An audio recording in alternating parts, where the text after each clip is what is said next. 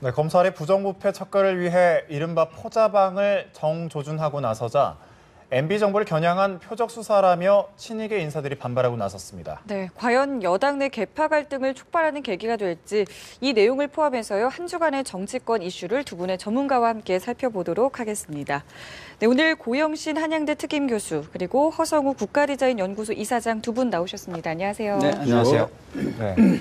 먼저 이완구 총리 부정부패 척결 이야기부터 해보도록 하겠습니다. 앞에 이 도입에 언급한 대로 포자방, 이 MB정부 정책이 사자방과는 일정 부분 겹치는 것 같은데 그래서인지 MB정부를 겨냥한 게 아니냐 이런 말도 나오고 있어요.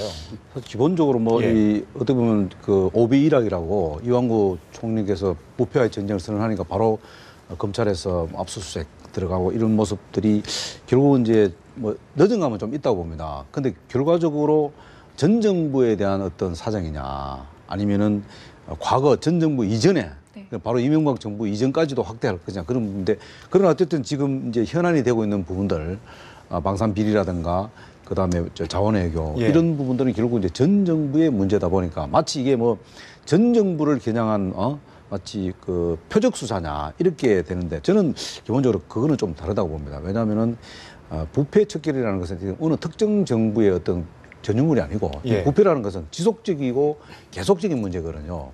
그러다 보니까 이게 이제 자칫 그 이명박 정부를 겨냥한 것이 아니냐 이러는데 저는 이제 차라리 어차피 그런 오해를 받으면서도 이완구 총리가 부정부패 척결을 위해서 사실 부패와 정쟁을 선언했다면은 어차피 한 거라면 이것을 좀 더 철저하고 그다음 치밀하게 할 필요 없다. 그리고 또 하나는 성역 없는 수사를 해야 된다는 거죠.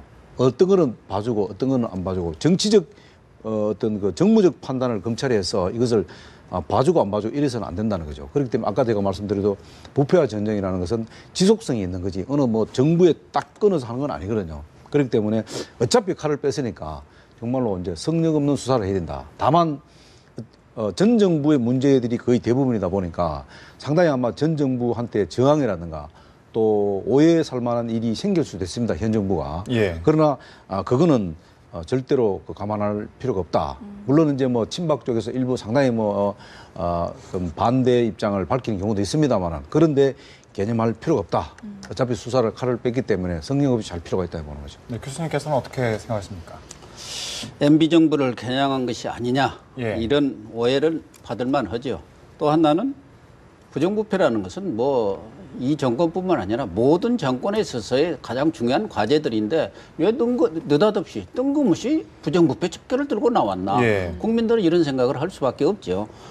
사자방에서 포자방이라는 게 포스코 건설이 하나 들어간 거 아닙니까? 그 포스코 건설의 사장이 정준장 씨인데 MB 측근이었죠. 그분이 한 5년 동안 했고 그 사건 자체도 작년에 베트남에서 포스코 건설이 리베이트 100억을 그 간부들이 받았다는 내용인데 그 이미 다 알려진 내용들이었고 그 당시도 수사도 하지도 않았어요. 근데 왜 느닷없이 뜬금없이 이런 얘기를 하느냐가 가장 궁금한 거 아니겠어요? 저는 1차적으로는 박근혜 정부가 3년 차에서 국정 운영에 어떤 동력을 넣기 위해서 말하자면 부정부패 척결이라는 과제를 들고 나왔다. 역대 정권에도 이런 일들은 많이 있었습니다. 말하자면 3년차, 집권 3년차 증후군이라는 말이 있을 정도로 가까이는 김영삼 정부 때는 3년차에 역사 바로 세우기 해갖고 전두환, 노태우 두 대통령을 사법 처리했습니다. 그다음에 김대중 대통령 때는 남북 정상회담을 해갖고 6.15 선언을 이끌어냈고 노무현 대통령은 그 당시 지금 새누리당의 전신 한나라당과 대연정을 하자 했고 1년 내에 또 그 문제를 가지고 끌고 갔어요. 그러니까 국정이 3년 차에 가게 되면은 초기와는 달리 힘이 좀 빠지는 거거든요. 현 정부에서는 초기에서부터 여러 가지 인사 문제라든가 이런 걸로 해서 사실은 힘을 쓰지는 못했지만 지금 잘 아시다시피 박근혜 정권의 지지율이 좀 뚝 떨어져 있어요. 요새 조금 반등은 하고 있습니다만 두 번째는 경제 활성화를 내세웠는데 이렇다 할 성과를 지금 거두지 못하고 있는 데다가 당도 비박이 장악하고 있고 특히 이 국정을 제대로 끌어가려면 공무원들의 협조 이것도 아주 필수적인데 잘 아시다시피 관피와 척결이다. 또 연금 계획이다 이거 공직 사회가 손을 놓고 있는 그런 상황입니다. 그런데 지금 박근혜 대통령이 지금 3년 차에 제대로 일을 지금 해보려는데 야권은 물론이고 여당 사정도 그렇고 공직 사회도 그렇고 그렇기 때문에 이게 힘을 못 받고 있는 거예요. 그래서 이 부정부패 누구도 거스를 수 없는 명분 있는 이 안을 들고 나와서 말하자면 공직 사회도 기강을 바로 잡고 당 주도권으로 넘어가는 이 국정 운영에 있어서도 청와대에서 좀 다잡으면서 예. 말하자면 자기의 정치적 이 두 가지 아젠다인 경제 활성화, 남북관계 어떤 그 개선 이런 문제에 대해서 힘을 좀 얻어보자 그런 차원에서 들고 나왔는데 아까 허성우 이사장 얘기한 대로 이런 부분에서는 공정성, 투명성 이런 것들이 아주 중요한데 이 여야 관계에서 이런 사건이 있다 보면 사정정국이 있다 보면 꼭 구색 갖추기를 하게 됩니다. 구색 갖추기. 그러다 보면 야당의 정치인들도 또 끌고 들어갈 수밖에 없게 되고 그런 경우 야당이 강력히 법안 이 처리라든가 또 이런 것에 대해서 저항을 하게 되면은 결과적으로 자칫하다가 그게 부메랑이 되는 결과를 가져올 수가 있거든요. 이런 점에 대해서도 정말 공정하고 누가 보더라도 투명하게 이렇게 수사가 진행돼야 한다. 이 점을 강조를 하고 있습니다. 또 다만 이제 이완구 총리가 부패와 척결했는데 예. 사실 어때 보면은 또 깃털만 몇 사람 또 잡아놓고 또 이 마무리하고 이게 용두사미가 되는 이런 식으로 되면은 정말 오해받을 수 있다. 네. 단 이번 그 검찰의 수사, 이 성역 없는 수사에는 두 가지 좀 문제가 있을 것 같아요. 하나는 문제가 하나는 지적하고 싶은 게 기본적으로 이 주로 이제 타켓이 전 정부와 관련된 문제 아닙니까? 예. 그러다 보니까 기존에 있는 외교 자원 외교라든가 포스코 건설 문제라든가 성지 지오택이나 이규택 그 일광 공영 문제라든가 이런 것들이 주로 보면은 기본적으로 그 구매라든가 또 사업성이나 이런 것들이 다 시스템이 있습니다. 기본적으로. 그런 기본 시스템을 무시하고 누군가의 압력을 넣었을 거다 이거죠. 그 압력을 넣어서 그에 따르는 잉여금을 받아서 그 잉여금이 누구한테 가느냐 이거죠. 그게 일종의 비자금 아닙니까? 그렇기 때문에 그런 비자금이 누가 가냐 하는데 중요한 것은 뭐냐면은 지금 이완구 총리가 지금 부패와 전쟁하는 것은 거의 다 공적 자금 문제입니다. 그러니까 이게 개인 간의 문제가 아니고 공적 자금이 네. 투입된 것에 대한 부정부패. 이것이 왜 기존에 있는 시스템을 무너뜨리고 보이지 않는 손에 의해서 이 부정부패가 있었나 하는 것을 파헤치는 부분이거든요. 그렇기 때문에 이번은 어쨌든 용두사미가 되지 않도록 이 소위 말하는 그 깃털만 몇 명 잡아놓은 것도 변죽만 올리는 그런 수사가 안 되도록 해야 된다. 저도 잠깐 추가를 하면은 지금 포스코 건설 부분은 그렇다 하더라도 자원외교는 이미 국정조사가 진행이 예. 되고 있고 방산비리는 특별수사팀까지 구성돼 갖고 아주 수사가 거의 진척이 엄청나게 되어 있는 상황이거든요. 특히 이 지금 MB 정권과 관련되는 이 자원외교 분야는 네. 지금 최경환 부총리라든가 윤석열 장관이 당시 MB 정권 때에서도 그 아주 중요한 자리 장관과 기획실장, 실장 자리에 있었던 사람들이에요. 그러면 이 사람들은 피해갈 수가 없는 그런 상황이거든요. 경우에 따라서는 자기 사람은 쏙 빼고 아까 얘기한 대로 조문하기들만 잡아가지고는 아무런 효과를 못 보죠. 자칫하면은 이 사정정국만 일으켜가지고 분란만 일으키고 경우에 따라서는 오히려 아까도 얘기했지만 역풍을 가져올 가능성도 많기 때문에 예. 얼만큼 공정하게 하느냐 이 부분이 아주 중요한 그런 어쨌든 포인트가 될 것 같습니다. 이완구 총리가 저렇게 대국민 담합을 통해서 네. 부패와 정리하겠다 하시니까 지금 고 교수님께서 걱정하신 대로 정말로 성령검 수사를 하게 되면은 누구든지 피해갈 수 없다. 그 검찰의 칼날을. 그렇다면은 어쨌든 대통령이 접근이라 하더라도 그건 피해갈 수 없는 상황이 아니겠냐. 다만 그런 부분에 있어서 막상 검찰이 정무적인 판단을 내려서 만약에 칼날을 피해서 만약에 검찰의 칼날을 피한다면은 예. 그건 잘못되죠. 지금 교수님 예. 말씀대로 역풍 맞을 가능성이 높습니다. 맞습니다. 또 한반도 이 사드 배치에 대한 논란이 좀 또 뜨겁습니다. 오늘 비공식적으로 문제가 논의될 예정이죠. 이 어떻게 조율이 될까요? 어떻게 생각하십니까? 예. 저는 기본적으로 이 사드에 대해서는 이제 기본적으로 안보에 대해서는 여야가 따로 없다고 말씀을 드리고 싶고요.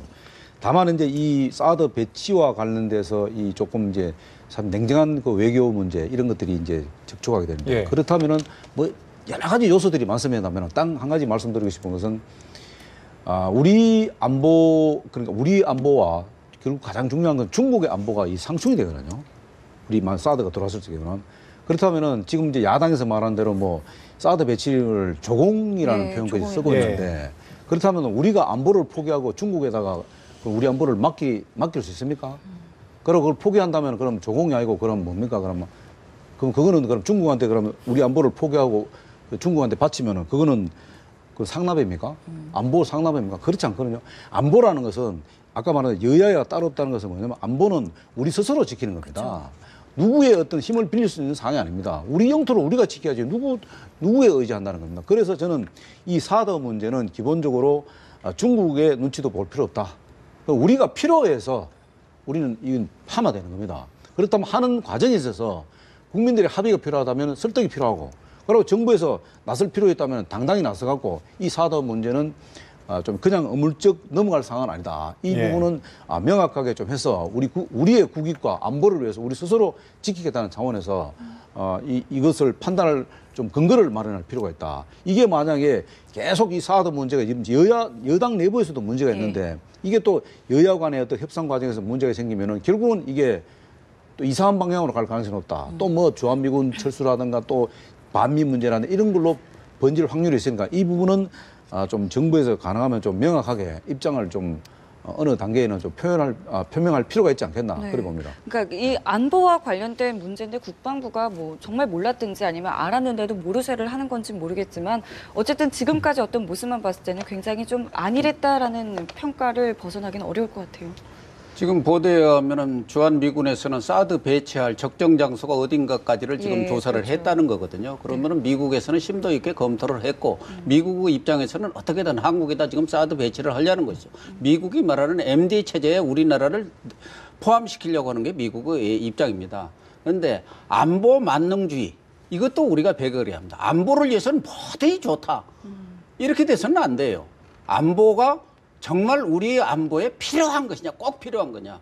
또 특히 이 사드 문제는 우리 국가, 대한민국 안보뿐만 아니라 동북아의 외교 안보 지형을 획기적으로 바꿀 수 있는 아주 중요한 국익을 넘어서 우리 국가 운명과도 직결되는 그런 사안이거든요. 예. 사드 배치에 따른 뭐 경제적 비용은 말할 것도 없지만 그러한 중요한 사항이기 때문에 이것이 정치권에서 얼마 전에 뭐 유승민 원내대표는 의원총회에서 이것을 논의해보자, 뭐 공론화하자 그랬는데 정치권에서 공론화할 사안이 아닙니다. 이렇게 중요한 사안에 대해서는 우선 정부가 명확한 그런 자료와 국익 차원에서 면밀하고 심도 있게 검토를 하고 정부가 결정을 내리고 그 결정에 대해서 정치권에서 당 부당이라든가 네. 또 의견을 제시한다든가 이런 순으로 제기가 돼야지 이걸 공론화할 경우 사드를 배치하자.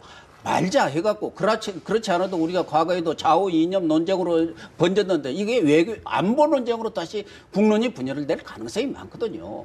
그렇기 때문에 이 부분에 있어서는 정말 정부가 신중하게 검토를 해야 하는데 뭐 중국이 어쩐다고 해서 우리가 거기에 대해서 뭐 반응하는 게 아니고 예. 우리 국익 차원에서 할 수밖에 없는 거예요. 미국의 요구와 우리는 중국과의 관계 예. 이 두 가지를 놓고 등거리 외교를 하면서 어떤 것이 우리한테 가장 바람직하냐. 중국과 우리가 경제관계라든가 외교안보 관계를 지금 갈수록 심화되고 있는데 중국의 입장을 또 무시할 수도 없는 거예요. 그러면은 이러한 여러 가지에 대한 정보라든가 이 판단의 근거를 갖고 있는 것은 역시 정부고 대통령입니다. 그분들이 먼저 결정을 하고 그 결정 과정에서도 당이라든가 몇 사람이 밀실에 앉아서 결정하면 안 되죠. 당이라든가 관련 그런 분야 사람들도 정말 핵심적인 사람들이 모여서 이 부분에 대해서는 정말 아까 얘기한 대로 국익 차원에서 또 우리 동북아 외교안보 차원에서 또 국민적인 여론의 형성 이런 부분 이런까지를 모두 포괄해서 최종의 어떤 통치자의 결단사항입니다. 이걸 가지고 정치권에서 논의해갖고 뭐 투표로 결정할 겁니까? 그럴 수 있는 사안이 아닙니다. 네. 그래서 네. 정치권이 이것을 너무 경솔하게 부적절하게 논의를 끌어가는 것은 바람직하지 않고 저는 사드 문제야말로 미국이 울고 싶은데 뺨 때려주는 격이 돼서는 안 됩니다. 미국으로서는 배치를 하면 좋죠. 우리도 물론 안보상 좋지만 엄청난 비용과 외교적인 그런 손실도 경우에 따라서는 감수해야 하기 때문에 가급적 전략적 모호성을 유지하면서 시간을 끌면서 우리한테 최적의 시간과 타이밍 또 그런 것들을 판단할 수밖에 없기 때문에 국방부가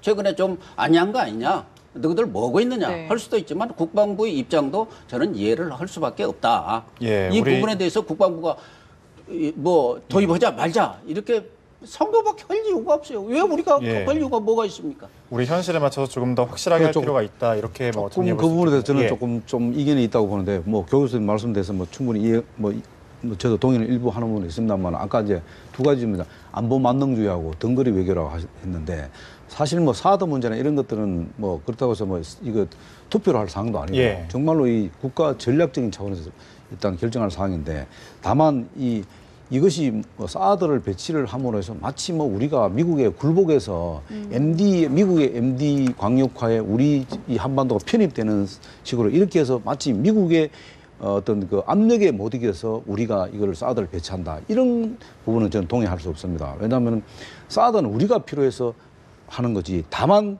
이 우리 국민 여론들을 좀 살피는 부분에 있어서는 좀 의견 차이가 있다고 봅니다. 단 야당에서 이야기한 그 조공이라고 이야기하는 표현은 좀 부적절하고 본다. 아까도 얘기했습니다. 왜냐하면 지금 중국에서 지금 얼마 전에 그 왕이 외교부장이 우리가 사드 문제가 딱 나왔으니까 바로 북중 간의 어떤 정상 외교, 정상 회담까지도 카드를 꺼냈거든요. 그렇다면은 우리 입장에서 과연 우리가 미국을 포기할 수 있냐, 또 중국 입장에서 중국이 과연 북한을 포기할 수 있냐 하는 부분, 이런 부분들은 우리가 보면 냉정하게 판단하면 예. 중국은 절대로 미국을 포기할 수 없습니다. 우리도 마찬가지예요. 우리도 미국을 배척할 수도 없고 포기할 수 없는 상황입니다. 예. 이런 예. 냉정한 논리를 갖다 놓고 우리 국익을 생각한다면 이 사드 문제는 그렇게 어려운 문제가 아니다. 이렇게 봅니다. 네, 두 분께서 우리의 그 사정에 맞춰서 조금 더 확실하게 할 필요가 있다라는 의견에는 두 분 다 같은 생각이신 걸로 풀이됩니다. 그러면 다음 이제 주제로 넘어갈 텐데 17일, 그러니까 이제 내일 모레입니다. 문재인 대표와 박근혜 대통령이 공식 석상에서는 이제 처음으로 만나게 되는데 사실 좀 분위기가 궁금합니다. 어떤 이야기가 오갈까요? 뭐 17일 날 이제 어쨌든 처음으로 만나지 않습니까? 예. 그 문재인 대표도 이제 당 대표 나고 나서 처음 만나는 거고 거기 또 그 김무성 대표도 참여해서 예. 3자회동 아닙니까? 3자회동인데 아무래도 지금 이제 두 가지 측면에서 보면은 첫 번째 하나는 뭐냐면 대통령의 소통 방식이 많이 바뀌어가고 있다는 거. 물론 뭐 그날 주제가 뭐 거의 대부분이 아마 대통령 입장에서는 중동 순방 이후에 사실 어떤 그 성과 전폭적인 성과에 대한 지지가 설명 그리고 여야 관계없이 정말로 함께 이런 그러니까 그 소통 문제 하는 부분을 아마 주력을 할 것으로 저는 봅니다. 그리고 네. 초당적인 협력 야당과 이런 부분이 필요하지만 또 야당도 마찬가지예요. 문재인 대표도 과연 빈손으로 그냥 올 거냐, 예. 어떨 하냐 부분은요. 그런데 지금 최근에 이제 문재인 대표의 광폭 행보를 했는데 광폭 행보에 빠진 게 뭐냐면은 소위 이슈 파이팅이 좀 부족한 거예요. 그러니까 소위 알맹이가 없는 거예요. 예. 광폭 행보는 좋은데 알맹이 없다. 근데 이번 회담회 때 어떤 알맹이를 내놓을 건가? 그러게요. 결국은 경제 문제거든요. 예. 본인 스스로도 문재인 대표가 경제 정당을 추구하겠다고 했기 때문에 그럼 앞으로는 그러면 이슈를 어떻게 내느냐? 저는 두 가지로 봅니다. 지금 이제 현안이 되고 있는 복지 문제, 이 부분을 이제 세금 인상과 복지 문제, 그리고 이제 최저임금 문제, 이런 어떤 그 이슈 파이팅, 정책으로 이슈 파이팅 할 부분들을 아마 거론하지 않겠나. 예. 그러나 어쨌든 중요한 것은 박근혜 대통령의 최근 이 소위 말하는 소통의 방식이 많이 바뀌었다는 데서 예. 그게 네. 상당히 고무가 되고 있다고 보는 거죠. 예. 저는 그 사람이 중요하다는 것을 새삼 절감을 하는데요. 비서실장 한 사람이 바뀌니까 지금 김기춘 비서실장에서 청와대, 이병기 비서실장으로 바뀌면서 박근혜 대통령이 그동안 뭐 이미지 하면 불통 아니었습니까? 근데 지금 소통의 이미지로 이렇게 완전히 바꾸면서 오부 요인들도 불러서 설명도 하고, 과거에 여야 대표라든가 또 대통령과 야당 당수들이 만나면은 싸움뿐이 한 게 없어요. 돌아서서 오히려 안 만나지만 못했다, 이런 얘기도 들을 수밖에 없는 그런 일들이 그동안 쌓였었는데, 어쨌든 문재인 대표가 지금 당수가 된 지 한 몇 개월 만에 금방 또 만나자고 해서 국가 주요 현안을 논의하고, 네. 뭐 결과가 어떻게 될지는 좀 지켜봐야겠습니다만 이런 것은 아주 잘한 행보다. 정말 진작부터 그러셔야 하는데 왜 이제서 하나 그런 생각이 들고 네. 이병기 실장이 정말 보좌를 잘한다는 생각을 하나 갖고 있으면서 이번에 만나면은 두 가지 겁니다. 아까 허 이사장 말씀하신 대로 지금 가장 중요한 것은 경제 살리기예요. 그래서 지금 국회에도 여러 가지 경제 활성화 법안들이 계류가 되어 있어요. 예. 물론 여야 간에 이견이 있을 수밖에 없는 사안들이니까 지금 통과를 안 됐는데 그 부분에 대해서도 대통령은 좀 경제 살리기를 위해서 야당이 양보해달라는 그런 측면이 많이 있을 거고 문재인 대표도 지금 대표된 이후로 두 가지 광폭 행보를 하고 있지 않습니까? 하나는 경제, 하나는 화학. 그렇기 때문에 문재인 대표도 소득주도 성장론을 주장하면서 복지라든가 이 임금 인상 이런 것들을 주장을 하고 있기 때문에 그 부분에 있어서는 상당한 어떤 합의를 이끌어내서 국민들이 보기에도 박수를 칠 수 있는 네. 그런 결과를 도출했으면 좋겠고 하나는 남북 문제에 있어서도 문재인 대표가 뭐 제기를 하겠지만 어쨌든 우리로서는 그 부분에 있어서 지금 경색 국면으로 타결을 못하고 있는데 예. 뭔가 좀 소통을 할 수 있는 통로를 열 수 있는 돌파구를 열 수 있는 그런 논의들이 이루어졌으면 좋겠습니다. 네, 예. 어떤 이야기가 오고 갈지 저희도 좀 주목을 해보면 좋겠습니다. 저희 오늘 시간 관계상 여기까지 이야기 나누겠습니다. 감사합니다.